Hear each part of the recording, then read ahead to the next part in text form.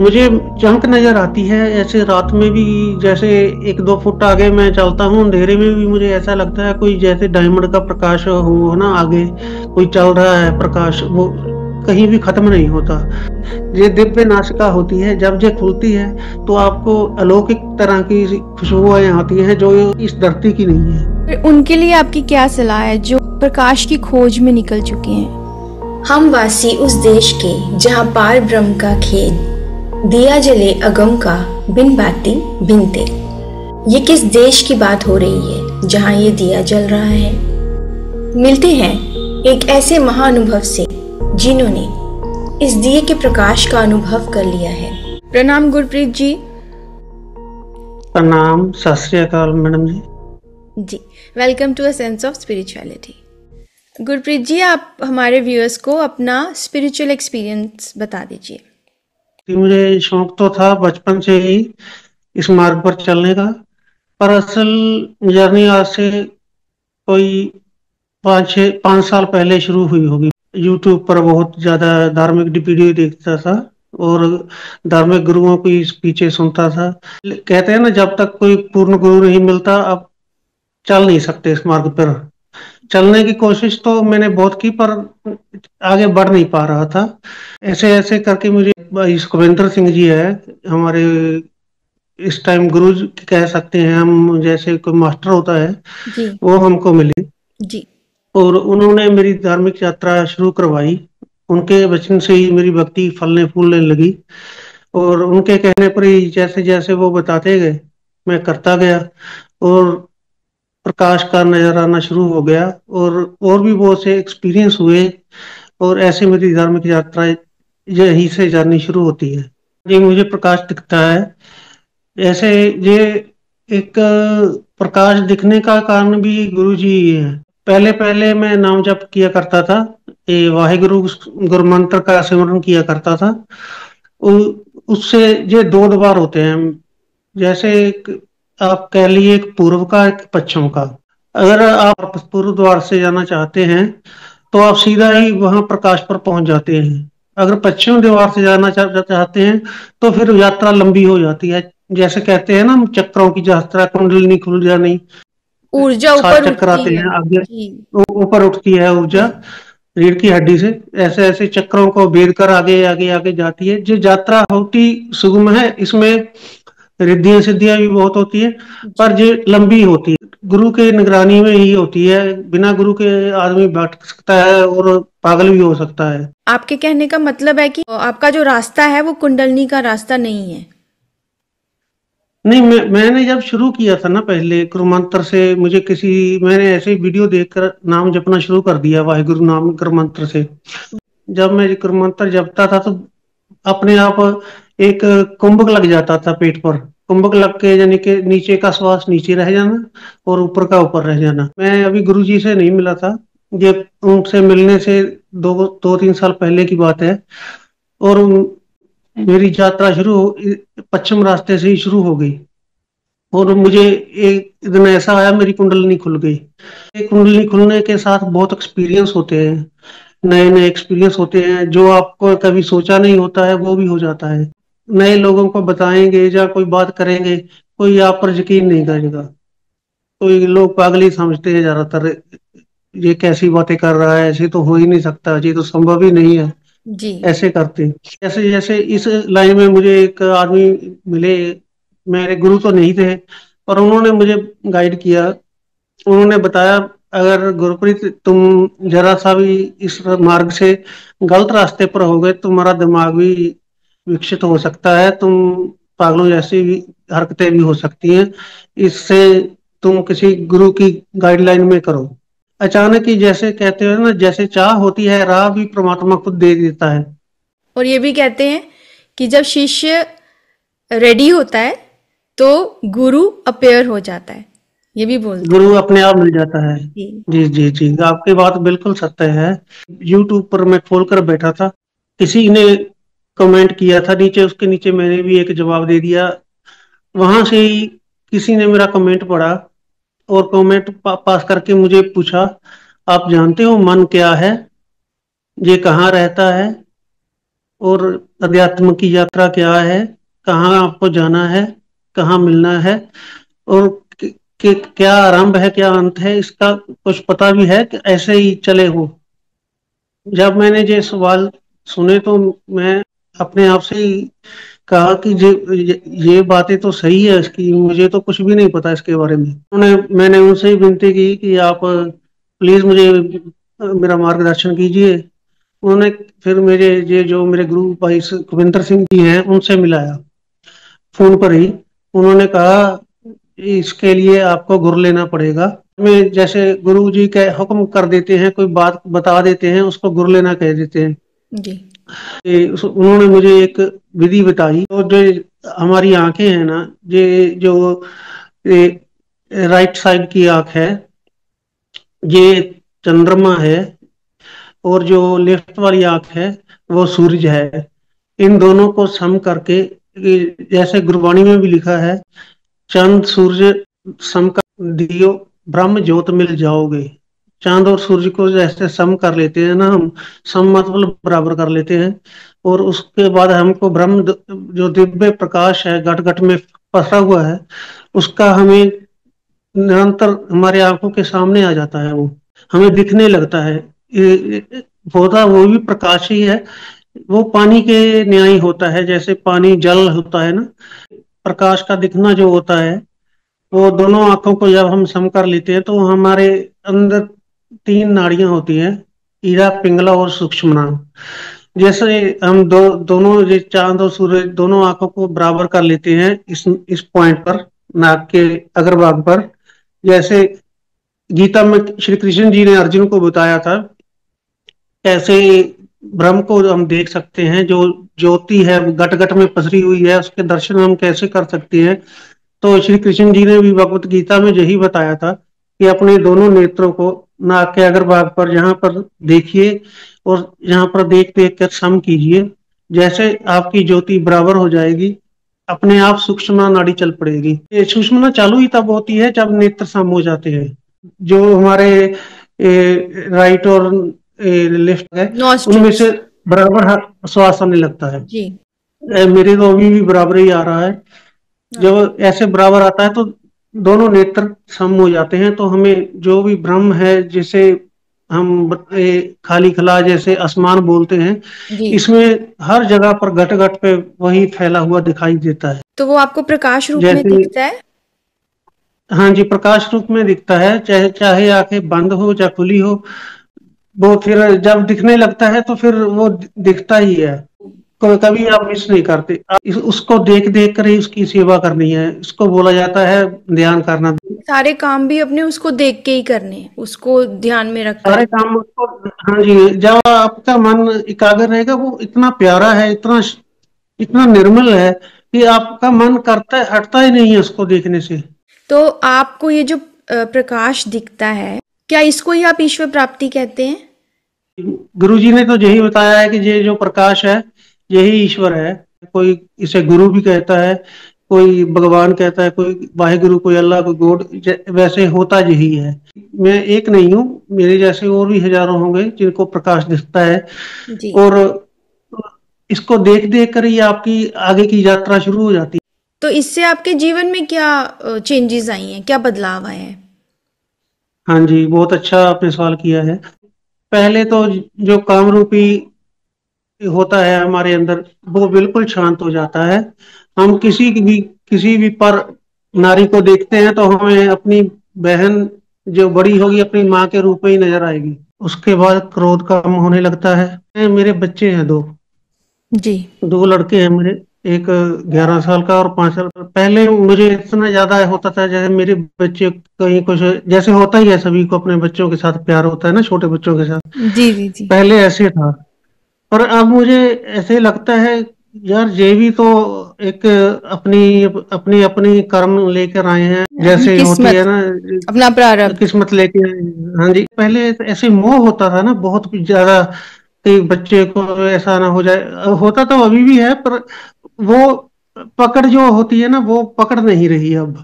अब आप अपना ज्ञान आगे ले आते होंगे ना? अब ऐसा लगता है कि जैसे जे भगवान ने मुझे जिम्मेवारी दी है, बस मुझे इस जिम्मेवारी को निभाना है एक पिता के रूप में। जी। और कितना बखूबी निभा सकता हूँ वो तो भगवान ही के हाथ में ही है। पर इसमें रहकर ऐसे ऐसे धीरे धीरे प्रकाश को देखने से आहिस्ता आहिस्ता मोह कम होने लगता है। आप ऐसे समझते हैं कि अपने आप को एक खेल का हिस्सा समझने लगते हैं, और कर्ता जो है उसको समझते हैं, कर्ता जो करवा रहा है वही होगा। हम तो बस इस खेल के हिस्से हैं। पड़ोसी है वो, उनसे प्यार इतना नहीं होता जितना घर घर पे होता है ना। जी। पर अब ऐसे सारे उसी के बनाए हुए बंदे हैं, इसमें कोई भी इतना सा भी फर्क नहीं है, सभी एक ही है, एक ही आत्मा सबसे विराजी हुई है। और मोह कम होने लगता है। जो लोभ होता है, पहले मुझे था, आम दुनिया में होता ही है, पैसा ज्यादा कमाऊं, पैसा ज्यादा कमाऊं, जी। जो भी पैसे से खरीदा जा सकता है वो मैं भी अपने परिवार को ला कर दूं। इसलिए मैं 10 साल यूरोप में भी रहा। वहां वहां पर तो दुनिया ही नहीं और थी। चलो मैं जहां पर आया, जहां पर भी मुझे अच्छी नौकरी लग गई तो किस्मत ने साथ दिया। पर अब पैसे से मन उचकने लगा है। ऐसा नहीं लगता कि पैसा ही सब कुछ होता है। अब पैसा ऐसा लगता है कि हाँ, जो खर्चा जीवन की जरूरतें हैं उसके लिए जरूरी है, उससे ज्यादा की जरूरत नहीं है। लोभ जन के जो था वो कम हो गया है बहुत ज्यादा। पर अहंकार जो होता है ना, जे जाता बहुत ही मुश्किल से जाता है। इवन गुरु अर्जन देव जी ने कहा है, पांचवें पातशाह ने, साधो मन का अहंकार त्यागो। जी। देखो, साधु को संबोधित होते हुए उन्होंने कहा है, हे साधु जनों, अपने मन का अहंकार त्याग दो। यानी कि कहने का मतलब है, देखो अहंकार कितनी दूर तक पीछा करता है। साधु एक बनने के एक बाद बंदा भी अहंकार होता है, इसका मतलब। होता है, उसमें जी। साधुता का अहंकार हो जाता है, मैं साधु हूँ, जी। मैंने इन लोगों से ऊपर भक्ति की है, तभी तो मैं साधु हूँ। मैं ये लोग तो स्पिरिचुअली हाई हूँ। स्पिरिचुअली हाई हूँ, हाँ जी हाँ जी हाँ जी, ऐसे हो जाता है। और दूसरे लोगों को कीड़े मकोड़े समझना ऐसे, ये तो यार, ये तो पांचों में पड़े हुए हैं, पर उस टाइम उसको मालूम नहीं होता कि ये अहंकार है, बहुत सूक्ष्म हो जाता है। सबसे सबसे मुश्किल इसी से पीछा छुड़ाना होता है। पर जो प्रकाश रूप होता है, इसमें बहुत ज्यादा शक्ति होती है भगवान के रूप में। जैसे जैसे आप देखते जाते हैं, आपका अहंकार भी कम होने लगता है। पहले आप सोच लेते हैं बोलने से पहले, यार इसमें कोई मेरा अहंकार तो नहीं छुपा हुआ इस शब्द में। किसी को मैं ऐसा कटु वचन कोई बोल दूं जिसके किसी उसके को दिल हर्ट हर्ट कर दूं, सेंटिमेंट्स गलत कर दूं। हाँ जी। तो यही सबसे अच्छे बदलाव जो अभी भी आ रहे हैं। एकदम मैं नहीं कहता कि सारे के सारे मैं परफेक्ट हो गया हूँ, पर आ रहे हैं धीरे धीरे सारे बदलाव, मैं महसूस कर रहा हूँ। नहीं, ये तो बहुत अच्छे बदलाव हैं। हाँ जी। मैं बता देना चाहता हूँ, जैसे कई लोग भक्ति शुरू करते हैं, वो करते ही इसी कारण के लिए हैं कि कुछ न कुछ शक्ति आ जाए मेरे पास, कोई ना कोई रिद्धि सिद्धि आ जाए तो मैं दुनिया को दिखा सकूं। ऐसा करने से आप जीवन में और गिर जाओगे। उठना तो एक तरफ है, आप ऐसे जी। रास्ते पर पड़ जाओगे जिससे निकलना भी मुश्किल हो जाता है। मैं यही निवेदन करूंगा सुनने वालों सभी से। अभी तो मैं बहुत छोटा हूँ गुणी ज्ञानियों से, पर जो भी नए हैं राह पर चलते हैं वो इस मार्ग की चाह ना रखे, और रखने हैं तो सीधी भगवान की प्राप्ति को ही अपना जो है आदर्श मानिए, उसी को लेकर चलिए। और उनके लिए आपकी क्या सलाह है जो प्रकाश की खोज में निकल चुके हैं? कि प्रकाश की खोज में जो निकलता है ना, उसको प्रकाश नजर आना या नहीं आना, ये हमारे ऊपर नहीं है। मेरे ग्रुप में ऐसे लोग भी देखे हैं जो 4-4 साल से, 5-5 साल से भी लगे हुए हैं, उनको प्रकाश नजर ही नहीं आ रहा। उनकी ईड़ा पिंगला और सूक्ष्मना में भी सूक्ष्मना सामने हो रही, ज्योति नजर नहीं आ रही उनको। ये मैं बोलना चाहता हूँ, ये प्रकाश का नजर आना ये हमारे वश में नहीं है। भगवान का ही दिया हुआ एक गिफ्ट कह लिए या तोहफा कह लिए, ये उसी की चाहत होती है तभी नजर आता है।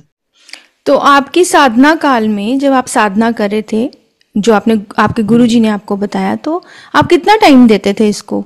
ये गुरु जी के एक शिष्य थे, उन्होंने मुझे बोला, आप ऐसे ऐसे अपनी नाक को देखो, कुछ नजर आ रहा है।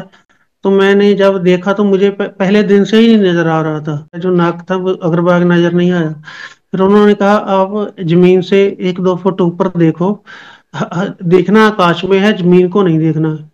मैंने सोचा यार कैसे ये करता है, अगर मैं जमीन को देखूंगा तो बीच में कैसे नजर को रोक पाऊंगा, तो नीचे तो जमीन है, बीच में स्पेस है, स्पेस को कैसे देख पाऊंगा। पर जब मैंने देखा तो मुझे एक समुद्र की जैसे लहरें होती है ना, पानी की लहरें होती हैं, ऐसी मुझे नजर आई।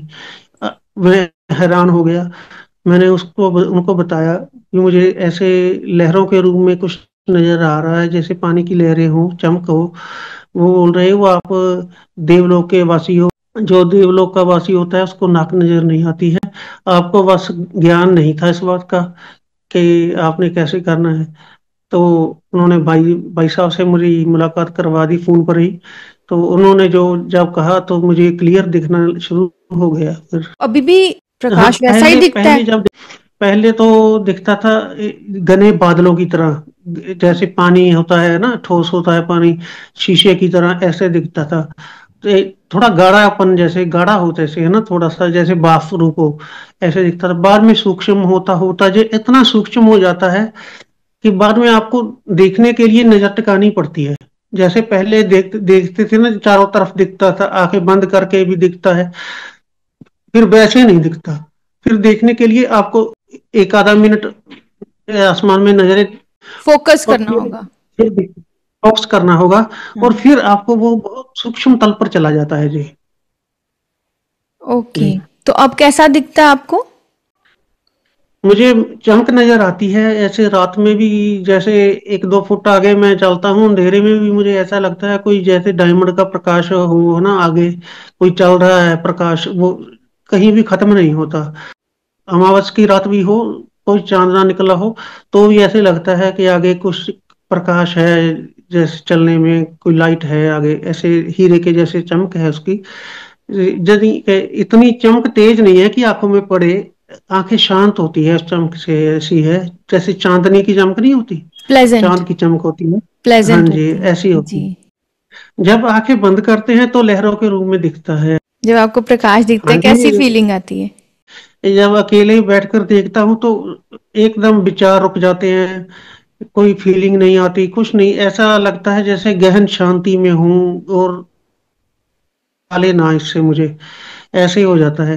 फिर धीरे धीरे एक, जैसे जैसे आप देखते हो ना, आपको एक धीरे धीरे एक खुमारी सी चढ़ने लगती है, आंखें बंद हो जाती है, फिर उसमें जो प्रकाश नजर आता है उसमें समाधि लग जाती है। जी। जी।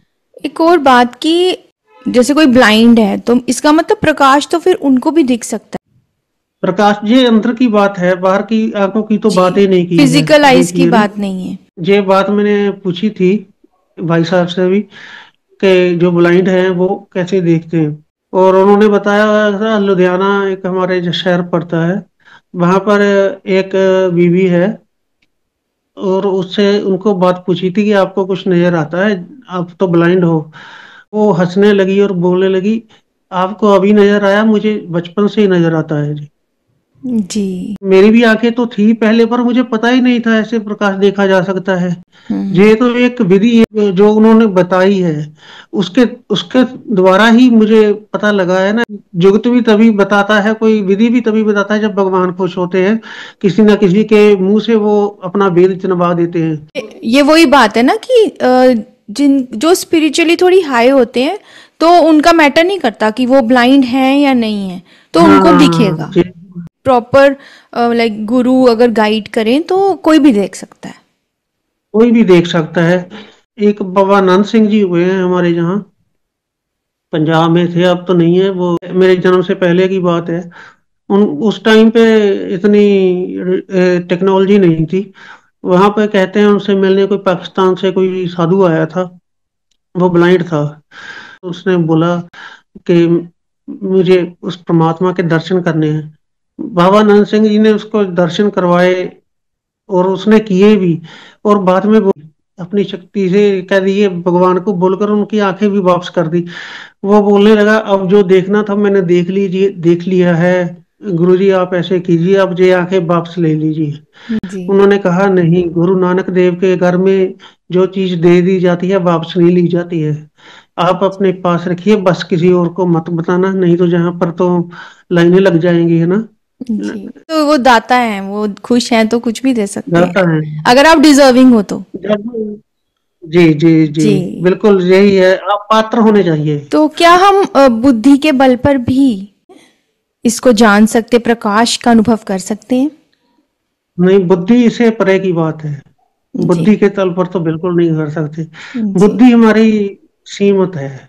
जी। बुद्धि से हम जो संसार का मार्ग है इसमें चल सकते हैं। आप बुद्धि से इंटेलिजेंट हो सकते हो, कुछ भी हो सकते हो, पर आप उससे इंटेलिजेंट तो नहीं हो ना जिसने आपको बनाया है।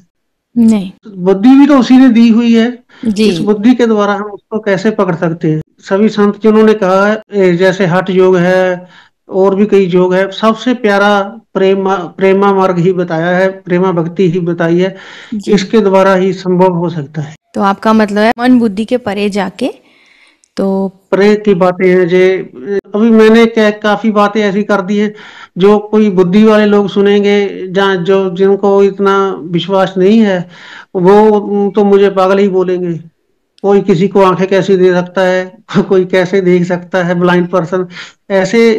इस दुनिया में है ना, ना नहीं है कुछ भी चीज के लिए, असंभव नाम की कोई चीज नहीं है। पात्रता होनी चाहिए। पात्र तो होनी चाहिए, कुछ भी हो सकता है, कुछ भी। भगवान कृष्ण जी को पूछा था अर्जुन ने, आपको सबसे ज्यादा प्रेम किससे है? तो भगवान बोले, मुझे जिससे ज्यादा प्रेम है वो जहां पर नहीं है, वो जंगल में है। और अर्जुन बड़ा आश्चर्यचकित हुआ कि मुझसे भी ज्यादा प्रेम करने वाला कौन हो सकता है। जब वो गए जंगल में, एक शेर बैठा हुआ था वहां पे। भगवान ने उसके सिर पर हाथ फेरा, तो उसे कहा पानी पी लो, और उसने उस टाइम पानी पिया और अपने असली स्वरूप में उसे आत्मा के रूप में दर्शन दिए। और अर्जुन को बोला, ये मेरा सच्चा भक्त तो तुम भी हो, पर सबसे ज्यादा प्रेम करने वाला ये जानवर था मुझसे। ये केवल इंसान ही नहीं, पता नहीं भगवान किसको किस नजर से कहाँ पे देखते हैं, ना। इसीलिए बोला है किसी को कष्ट मत दो, कोई भी चाहे जी। कुछ भी है, आप प्रेम से ही चलो चलो। जी, हमारी ये सोल जर्नी का रहस्य हम कभी जान नहीं सकते, क्योंकि हमें ये नहीं नहीं जान पता। सकते। जी, जन्म से पहले भी अज्ञात, हमें कुछ नहीं पता, और ये भी नहीं पता मृत्यु के बाद हम कहाँ जाएंगे। तो ये जो सोल जर्नी है, ये सीक्रेट ही है। ठीक, मैं तो कहता हूँ लक्ष्मी जी, जे अगर सीक्रेट है तो ही ठीक है।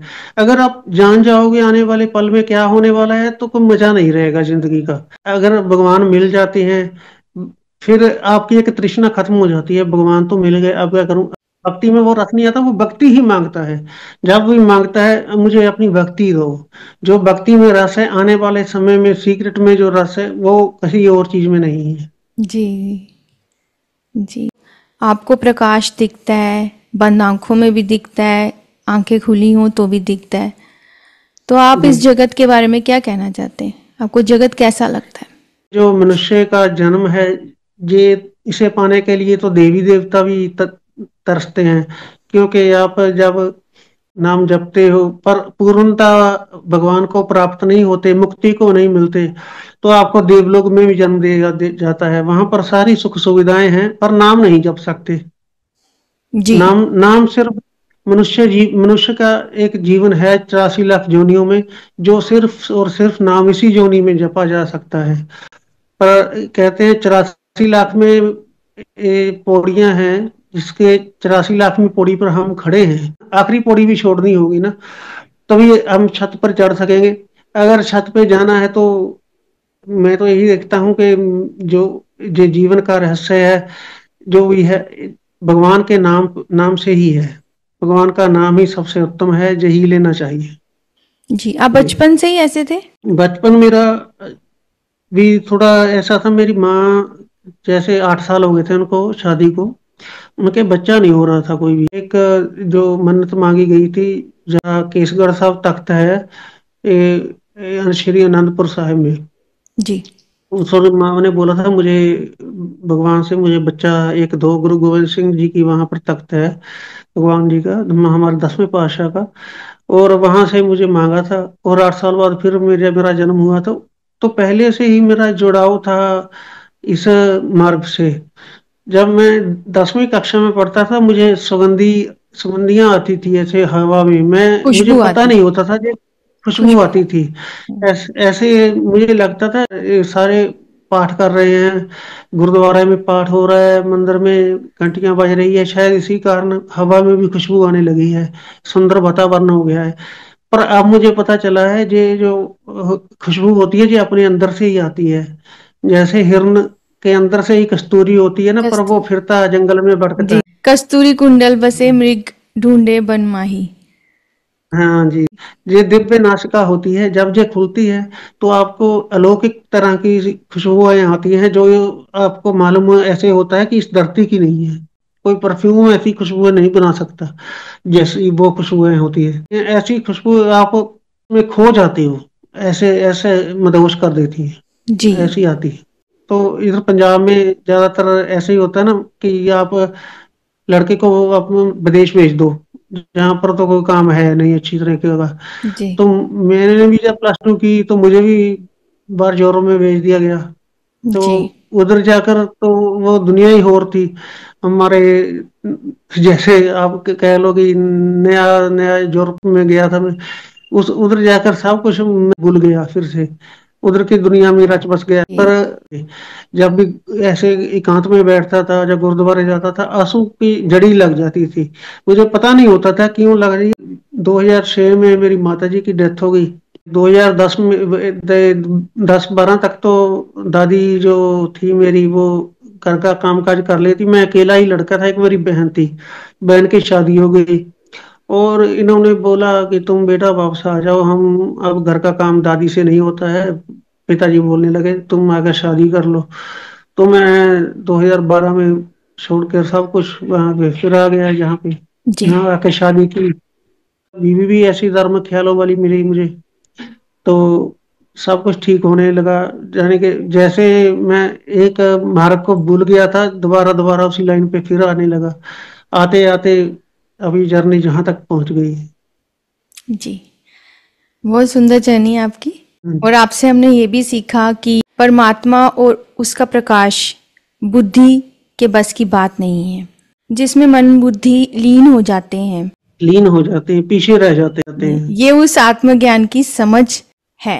और ये आत्मज्ञान जी तो जी। गुरु की शरण में जाके ही मिलता है। जाकर ही मिलता है। जी। ये एक गवाह होना चाहिए परमात्मा के लिए, जो कह सके, कोई साधु, जैसे कोई साधु हो, वो कह सके परमात्मा से कि मैं इसकी जिम्मेवारी लेता हूँ, ये आपका नाम लेगा, आप इसे दर्शन दो, कृपा कीजिए। जी। तो फिर ऐसे होते हैं ना, साधु लोग ऐसे होते हैं, निर्मल होते हैं। ऐसा होता है जैसे मैं पात्र नहीं हूं, तो साधु बोलते ही नहीं है, कहते नहीं है, विनती नहीं करते भगवान के आगे। वो बोलते हैं अभी तुम हाँ, ध्यान अभी लगाया टाइम करो, है। हम्म। अभी टाइम है। जी। ऐसे ही होता है, साधु को पता होता है। जी। जी, बहुत अच्छा लगा आपसे बात करके। थैंक यू सो मच, आप हमारे चैनल पर आए और आपने अपना अनुभव हमारे साथ साझा किया। धन्यवाद। आपका भी बहुत बहुत धन्यवाद जी।